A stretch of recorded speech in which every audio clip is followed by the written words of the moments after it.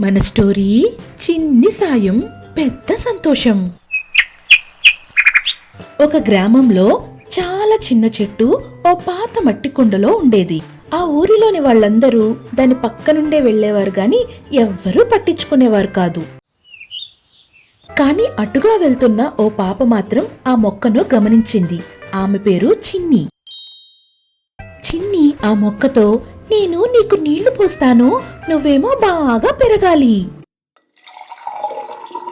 అలా చిన్ని రోజు ఆ మొక్కకి నీళ్లు పోసేది, ఎన్నెన్నో కబుర్లు కూడా చెప్తూ ఉండేది. అలా ఆ మొక్క బాగా పెరుగుతూ ఉన్నప్పుడు ఒకరోజు సాయంత్రం సూర్యుడు అస్తమిస్తున్నప్పుడు ఆ చిన్ని చెట్టు తళుక్కున మెరిసింది. అలా ఆ మొక్క చిన్నితో అంటుంది, నాకు ఈ సాయం చేసినందుకు చాలా థ్యాంక్స్. నువ్వేదైనా కోరిక కోరుకో, నేను దాన్ని తీరుస్తాను అంటుంది ఆ మొక్క చిన్నితో. మరి పిల్లలు, మీకు కూడా ఇలాంటి అవకాశం వస్తే మీరేం కోరుకుంటారు? కామెంట్ బాక్స్ లో చెప్పండి. చిన్ని ఏం కోరుకుందో తెలుసా? తన కళ్ళు మూసుకొని అందరూ మంచిగా సంతోషంగా ఉండాలి అని కోరుకుంది. ఆ మరుసటి రోజు నుంచి చిన్ని కోరిక ప్రకారంగా ఆ గ్రామంలో ఎంతో మార్పు కనిపిస్తుంది.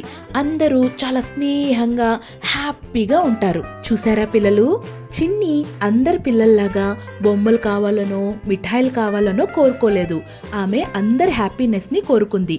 ఎందుకంటే మంచితనంతో ఉండడమే నిజమైన సంతోషం. మరి మీకెప్పుడైనా మీ ఇంటి దగ్గర ఇలాంటి చిన్న చిన్న మొక్కలు కనిపించాయా?